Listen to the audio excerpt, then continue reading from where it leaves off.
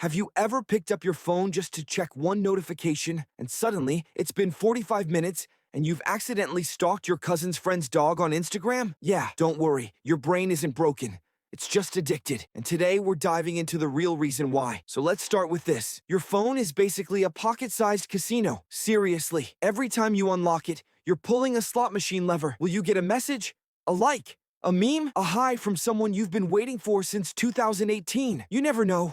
And that uncertainty sends your brain into excitement mode. Your brain has this little chemical called dopamine, also known as the feel-good juice. Every time you get something interesting, a notification, a funny video, a new follower, your brain gives you a tiny hit of dopamine. It feels good, so you keep coming back. It's the same logic as just one more episode, even when it's 3 a.m. and you look like a sleepy panda. And here's the tricky part. Your phone apps know this. They're designed to keep you hooked. You know that endless scrolling you do? Yup, that's not an accident. That's called infinite scroll.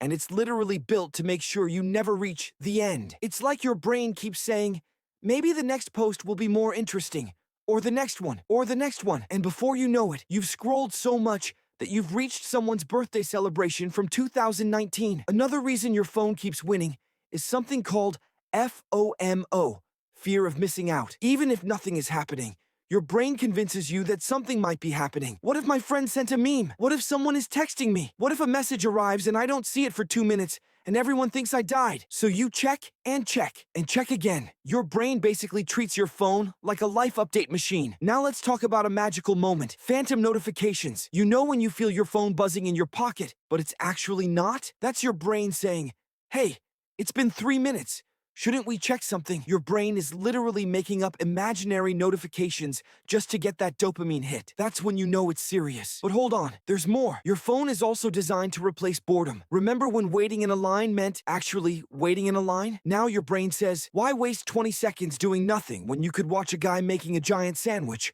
or a cat screaming at a cucumber? Your brain hates being bored because boredom gives it time to think. And our minds, well, they get dramatic. So instead of sitting with our own thoughts, we run to our phones for comfort. Then comes the highlight reel effect. Everyone posts only their best moments. Vacations, outfits, achievements, cute pets who listen to commands better than you do. But when you see that, your brain starts comparing. You're sitting on your couch eating snacks, and suddenly someone's photo caption screams, "Life is beautiful." Now your brain feels bad, so it searches for something to make it feel good again. And boom, back to scrolling. It's a loop. And here's the funny part.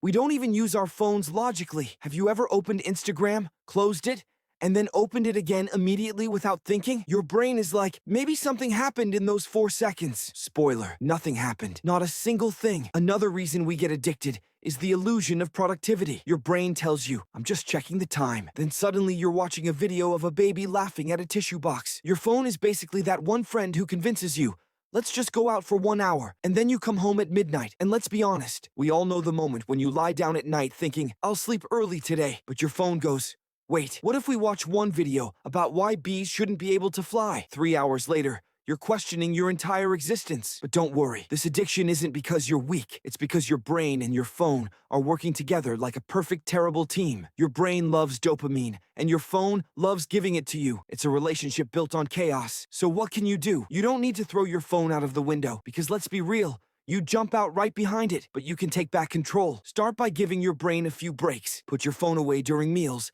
Keep it out of reach when you're working, or set small times when you don't touch it at all. Slowly, your brain learns that dopamine exists outside your screen too, like in real conversations, a good walk, or finally finishing that thing you've been procrastinating since the invention of mankind. At the end of the day, your phone isn't evil. It's just very, very good at its job. And your brain is just trying to feel good. But once you understand why you're